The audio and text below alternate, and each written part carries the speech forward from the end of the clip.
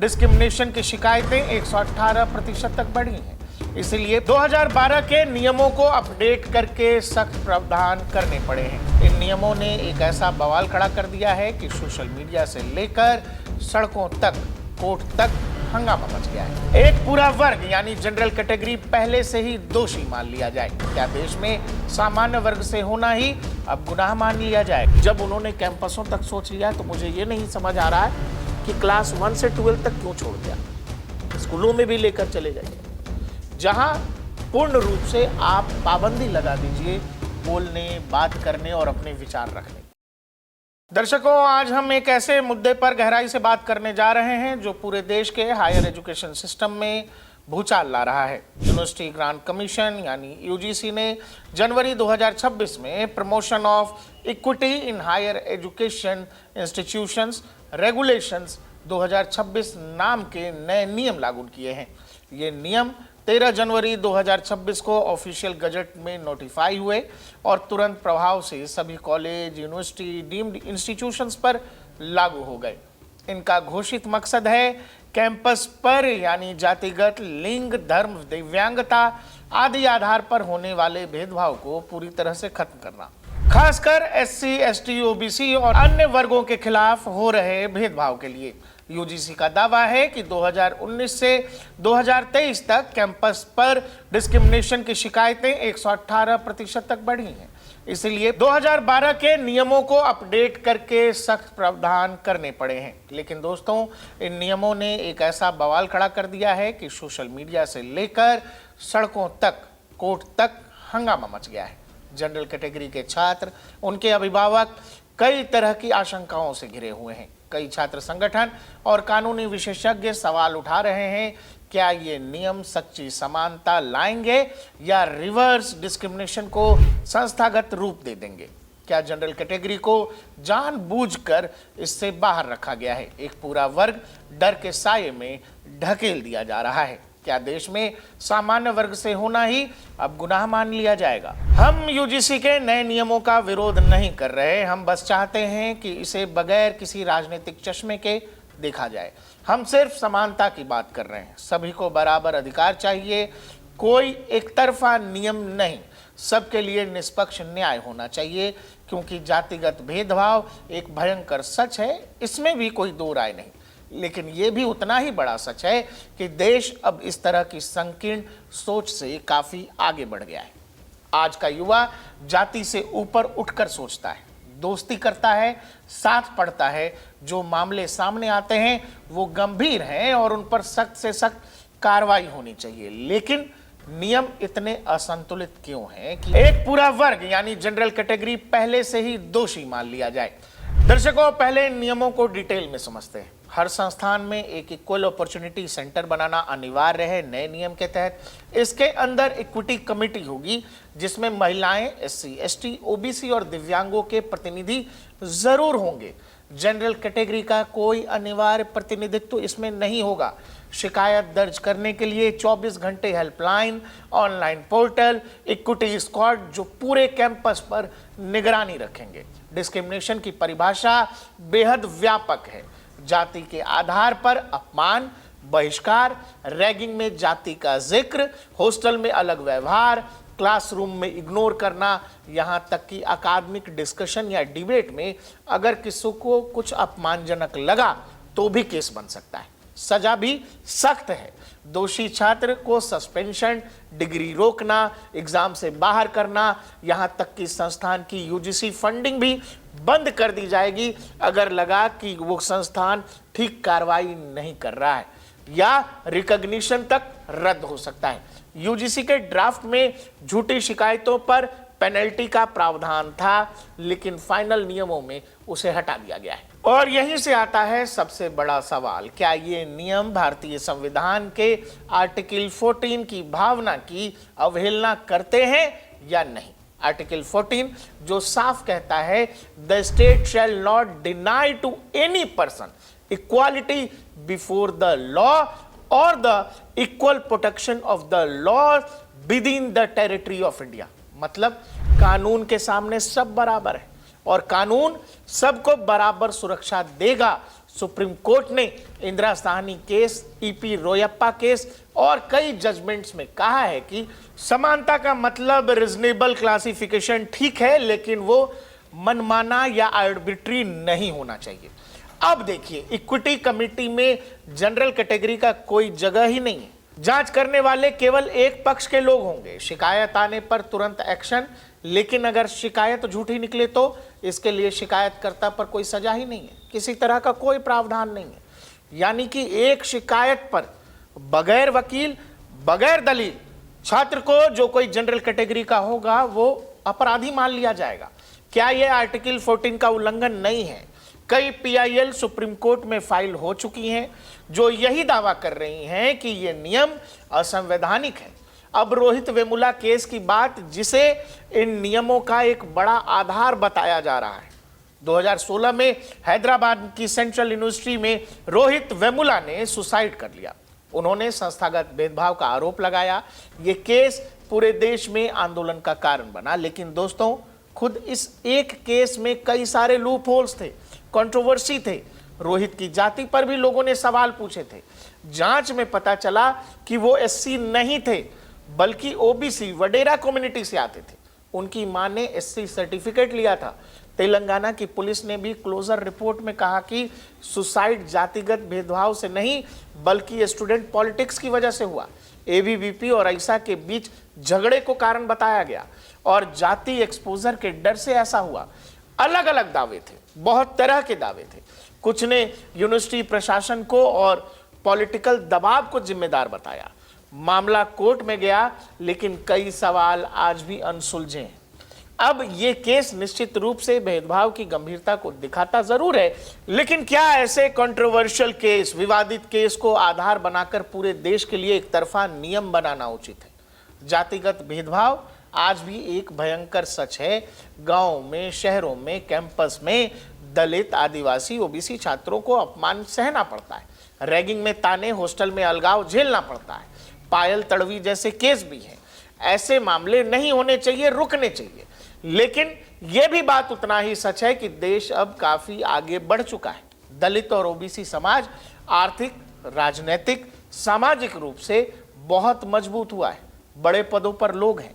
College campus पर ज्यादातर छात्र जाति भूलकर आपस में पढ़ते हैं। कोई किसी से किसी की जाति पूछकर दोस्ती नहीं करता है। कोई किसी के बगल में बैठने से पहले उसकी जाति और उसका नाम नहीं पूछता है। जो व्यवस्था है उसी में लोग चलते हैं। धीरे धीरे आगे चलकर शायद लोगों को पता चले, लेकिन कॉलेज के शुरुआती दिनों में और कई सालों तक लोगों को एक दूसरे की जातियों के बारे में नहीं पता लगता है, क्योंकि जाति पूछना, जाति जानना, लोग खुद भी इसको बुरा मानते हैं। ऐसा छात्रों की मानसिकता है। जो मामले आते हैं वो बेहद अल्पसंख्यक हैं, जिसमें कुछ लोग एक दूसरे की जाति को लेकर इस तरह की चीजें करते हैं।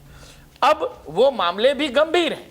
मौजूदा कानून SC/ST एक्ट, IPC की धाराएं पहले से हैं, उन पर कार्रवाई होती भी है। लेकिन UGC के नए नियम हर छोटी बात को डिस्क्रिमिनेशन बना देंगे, जिससे डर का माहौल बनेगा। और भी सबसे अलग बात वो ये कि भेदभाव के मामले केवल जनरल बनाम SC/ST नहीं है। ये केवल वहीं तक सीमित नहीं है। OBC वर्सेस SC/ST के भी मामले बहुत ज्यादा हैं। वहां भी टकराव खूब है। ग्रामीण इलाकों में डोमिनेंट OBC जातियां, यादव, गुजर, कुर्मी आदि दलितों के बीच जमीन, पानी, राजनीतिक दबदबे को लेकर झगड़े आए दिन आते रहते हैं। बिहार को ही अगर आप देखें, बिहार में ही बेलची नरसंहार 1977, पिपरा नरसंहार 1980 जैसे पुराने नरसंहारों को याद करिए। दलेल चेक औरंगाबाद 1987 में यादव बहुल MCC ने 52 राजपूतों को मार डाला था। कहां तो आप OBC बनाम SC/ST को नहीं मान रहे, लेकिन यादव बनाम अपर कास्ट का भी बवाल देश ने खूब देखा है। तमिलनाडु में वन्यार वर्सेस दलित का टकराव है। आंध्रा, कर्नाटक के कई गांवों में OBC वर्सेस SC/ST के बीच हिंसा की खबरें आती रहती हैं। कई रिपोर्ट्स में, आंकड़ों में यह बात आता है कि SC/ST पर अत्याचार के ज्यादातर मामले ग्रामीण क्षेत्रों से आते हैं, जहां डोमिनेंट OBC जातियां ही आरोपी होती हैं। कैंपस पर भी OBC छात्र SC/ST पर भेदभाव कर सकता है। फिर नियम सिर्फ एक दिशा में प्रोटेक्शन क्यों दे रहे हैं? अगर सच्ची इक्विटी चाहिए तो कमेटी में सभी कैटेगरी का प्रतिनिधित्व तो होना चाहिए। यही बात सब कर रहे हैं। अब बात करते हैं सबसे बड़े डर की, यानी झूठी शिकायतें। SC/ST एक्ट के तहत भी हजारों मिसयूज के केसेस सामने आए हैं। प्रॉपर्टी डिस्प्यूट, पर्सनल रंजिश, चुनावी दुश्मनी, रिश्ता टूटने पर झूठा केस। सुप्रीम कोर्ट ने 2018 में कहा था कि मिसयूज को रोकने के लिए भी प्रिवेंशन होना चाहिए, लेकिन यूजीसी ने पेनल्टी का जो ड्राफ्ट में प्रावधान था उसको भी हटा दिया। यूजीसी के इन नियमों का बड़े कॉलेजों में, यूनिवर्सिटीज में क्या होगा, कुछ उदाहरणों से समझिए। मान लीजिए कि एक ग्रुप प्रोजेक्ट मिला हुआ है, 2 जनरल और एक SC ST का छात्र है। अगर असाइनमेंट में झगड़ा हो जाता है किसी भी बात को लेकर, तो इसमें संभावना है कि SC ST का छात्र जाकर शिकायत कर देगा कि जाति के आधार पर मेरा अपमान किया गया या मेरा बहिष्कार किया गया। तो कमेटी में चूंकि जनरल का तो कोई प्रतिनिधित्व तो है नहीं, जांच एक तरफा होगी और हो सकता है उस छात्र को सस्पेंड कर दिया जाए, हो सकता है उस छात्र की डिग्री रोक दी जाए, हो सकता है उस छात्र का करियर या उसका साल बर्बाद हो जाएगा। एक और उदाहरण लीजिए, हॉस्टल रूम का अलॉटमेंट होता है कॉलेजों में। जनरल छात्र जाकर के कहे वार्डन से कि भाई ओबीसी छात्र का जो कमरा है वो बड़ा है, मेरा कमरा छोटा है। मान लीजिए ओबीसी छात्र को ये बात बुरी लग जाए, वो जाके कह दे कमेटी के सामने कि देखिए जी, जाति के कारण भेदभाव हो रहा है और ये आदमी हमको ऐसे कर रहा है। जनरल का बच्चा वहां फंस जाएगा। रैगिंग में, जिसको रैगिंग कह रहे हैं आजकल कॉलेजों में, वो सिंपल है इंट्रो। कई बार होता है कि सीनियर छात्र जूनियर छात्रों को रोक कर कहते हैं कि चलो इंट्रो दो। इंट्रो में केवल यही होता है जिसमें आपको अपना नाम बताना है, अपना परिवार बताना है, अपना बैकग्राउंड बताना है, क्या करने आए हैं यही बताना है, इतना ही होता है। लेकिन रैगिंग में सीनियर जनरल छात्र जूनियर छात्र से अगर मजाक में भी कुछ कह दे और जूनियर अगर SC ST का है और उसे किसी बात को समझने या जानने में मुश्किल हुई और उसे कोई बात बुरी लग गई, तो वो इस तरह की बातों को भी जाकर के शिकायत कर देगा। मतलब सामने वाला जनरल यहां भी निपट जाएगा। क्लास में डिबेट हो रहा है, अगर रिजर्वेशन पॉलिसी पर डिबेट हो रहा है, देश में आरक्षण हो या ना हो, इसी पर मान लीजिए कोई लेक्चर में डिबेट होने लगी और वहां जनरल छात्र जो है रिजर्वेशन पॉलिसी पर सवाल उठाए, मेरिट को नुकसान होने की बात कहे, SC ST का छात्र इसे भी अपना अपमान बता सकता है और अगर जाकर शिकायत कर दे तो वही कहानी खत्म है। जनरल का हो सकता है करियर खत्म हो जाए। एक और उदाहरण लीजिए, मान लीजिए एक लड़की है, कॉलेजों में खूब होता है इसलिए ये उदाहरण दे रहा हूं। एक लड़की है, पढ़ाई लिखाई कर रही है, उसको कोई SC ST का लड़का जाकर के प्रपोज करता है, लड़की मना कर देती है। SC ST का छात्र हो सकता है इस बात से भी नाराज होकर के जाके कह दे कि देखिए हमको जो है जाति सूचक शब्द कहे गए और हमारा अपमान किया गया। बदले में वो लड़की चूंकि जनरल है तो हो सकता है उसका करियर ही खत्म हो जाए। अब इस पूरी कहानी में क्या आप कैंपस के अंदर अभिव्यक्ति की आजादी भी खतरे में डाल रहे हैं कि नहीं डाल रहे हैं?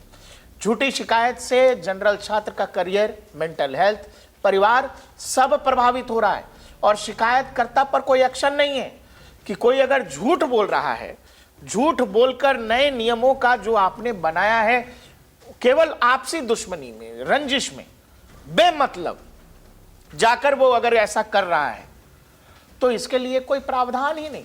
दर्शकों, जनरल कैटेगरी के अंदर भी गरीब होते हैं छात्र, मेहनती छात्र होते हैं, उनके भी सपने, भाई उनका भी हक है। हम नहीं कहते कि दलित OBC ST छात्रों को प्रोटेक्शन नहीं दीजिए या नहीं देना चाहिए, बिल्कुल दीजिए, देना ही चाहिए, लेकिन सभी को चाहिए प्रोटेक्शन, सबको ही सुरक्षा की जरूरत है।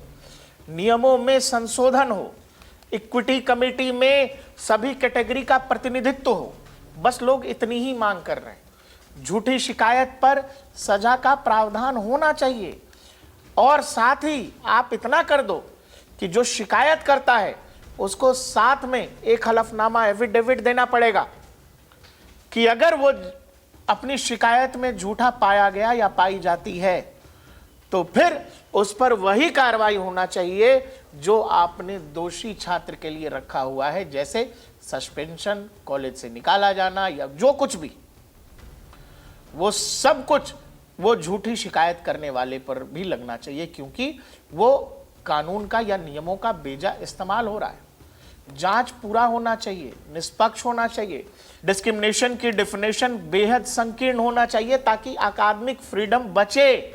आप इतना बड़ा करके आप ये कह रहे हो, मैंने तो कहा आपसे कि कॉलेज में बहस हो रही है, उस बहस के दौरान किसी को किसी की बात बुरी लग गई, या एक आदमी बहस जीत गया, उसका जीतना ही हमको अगर बुरा लग रहा है और हम SC ST के हैं तो हम जाके कंप्लेन कर देंगे। यहां तो नो वकील नो दलील कुछ नहीं, हमको बुरा लग रहा है, हमको बुरा लग रहा है, इसलिए सामने वाले को सूली पे चढ़ा दो।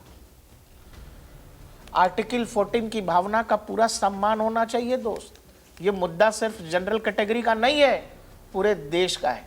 जब एक वर्ग डरेगा तो कॉलेज कैंपस का माहौल भी खराब होगा, शिक्षा प्रभावित होगी, दोस्ती टूटेगी। हर व्यक्ति बगल में बैठने से बगल वाले से पूछेगा नाम बताओ, कास्ट बताओ, टाइटल बताओ। वो बैठेगा कि नहीं बैठेगा, इसी बात से अब बात शुरू हो गई। आपने जाति की दीवार एक तरह से कॉलेज स्कूलों तक पहुंचा दिया, यूनिवर्सिटीज तक पहुंचा दिया, जहां लोग बैठने से पहले, खाने से पहले, मिलने से पहले कोई किसी से नहीं पूछता कि आप किस जाति के हैं तो हमारे साथ खाना शेयर करिए, नहीं तो मत करिए। दिल मिल गया, बात मिल गई, बात आगे चली जाती है, दोस्त ऐसे ही बनते हैं। लेकिन ये जो नई कहानी आपने शुरू की है, इस कहानी से एक वर्ग में डर का माहौल होगा और वो वर्ग अपने आप को संकुचित महसूस करेगा। वो कैंपसों में बोलने, डिबेटों में हिस्सा लेने, इन सब चीज़ों से डरेगा। दर्शकों, एक चीज़ आपने देखी होगी, UGC के नियमों का कोई विरोध नहीं कर रहा है। सब लोग ये कह रहे हैं कि आप बस 2 चीजें ठीक करो। पीड़ित कोई भी हो सकता मेरे भाई, आप पीड़ित कैसे तय कर सकते हो? और दूसरा, आपने एक वर्ग को पहले से दोषी मान लिया, ऐसा नहीं हो सकता। उस वर्ग को प्रतिनिधित्व दीजिए। दूसरा, जो फर्जी शिकायत करे उसके लिए सजा का प्रावधान चाहिए। हम बस ये चाहते हैं कि कैंपस में जो भी छात्र पढ़ने जा रहा है, हर छात्र बगैर डर के पढ़े, डिबेट करे, साथ घूमे, जाति की पुरानी दीवारों को गिराइए, न कि नई दीवारें खड़ी करिए। UGC के नए नियम जाति की नई दीवारें खड़ी कर रहा है। UGC से अपील है, फीडबैक लीजिए, संशोधन कीजिए, सभी को बराबर अधिकार दीजिए और सुरक्षा दीजिए। और सबसे ज़रूरी बात, इस देश का जनरल कैटेगरी जिसको लोग यूं ही समझ ले रहे हैं, वो इस देश का आर्थिक इंजन है। वो इंजन इस देश को खींचने का काम करता है और बार बार पॉलिटिकल टूल के लिए उसको इस्तेमाल मत करिए। वो कभी किसी एक पार्टी के पीछे खड़ा था, आज आपको लग रहा है कि उसके पास ऑप्शन नहीं है, वो आपके पीछे खड़ा है। इस देश में दलितों की पार्टी है, इस देश में OBC जातियों की पार्टी है, इस देश में सामान्य वर्ग का कोई पार्टी नहीं है, कोई राजनीतिक दल नहीं। और ये वो वर्ग है जो हमेशा राष्ट्र के हितों के साथ खड़ा रहता है। अब सवाल है कि जनरल है तो जनरल अपने बच्चों को करे क्या? पहले आपने आरक्षण की एक वैसे ही दीवार खड़ी कर रखी है जहां वो टैलेंट के बदौलत आगे जा रहे हैं। अब आप यूनिवर्सिटी कैंपसों में उनके बोलने, उनकी आज़ादी, उनकी सुरक्षा, उनकी अभिव्यक्ति की आज़ादी, सबको दबाने की कोशिश कर रहे हैं। मुझे नहीं पता ये आइडिया किन लोगों का था, किन लोगों ने ये सोचा और किन लोगों को ये लगता है कि ये यूनिवर्सिटी कैंपसों तक जाना चाहिए।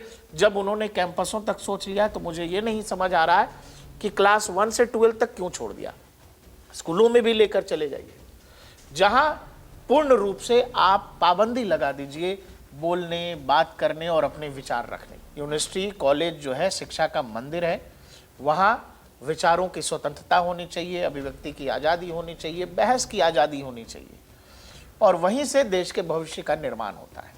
आप उस आज़ादी पर, उस आवाज़ पर कॉलेज के अंदर, यूनिवर्सिटी के अंदर जो है एक तरह का पहरा या बंदिश लगा देना चाहते हैं, तो फिर वो वर्ग बोलने से ही बचेगा। अब जब आप उनको नहीं रोक सके तो आपको ये लग रहा है कि आप कॉलेजों में उस टैलेंट को अगर वहीं ख़त्म कर दिया जाए। मैं फिर कह रहा हूँ, मुझे नहीं पता किन का आइडिया है ये, लेकिन जिसका भी आइडिया है वो कहीं से भी देश जोड़ने वाला आइडिया तो नहीं है। ये समाज को तोड़ता है, ये देश के लिए खतरनाक है, ये समाज के बीच और सबसे ज़रूरी जो छात्र हैं, जो देश के भविष्य हैं, उनके बीच दुराव, अलगाव की भावना पैदा करने वाला नियम है। इसको बहुत जल्द से जल्द जो भी लोग इसको देख रहे हैं, इसको ठीक करना चाहिए। देखते रहिए DNP इंडिया, हर खबर भरोसे के साथ।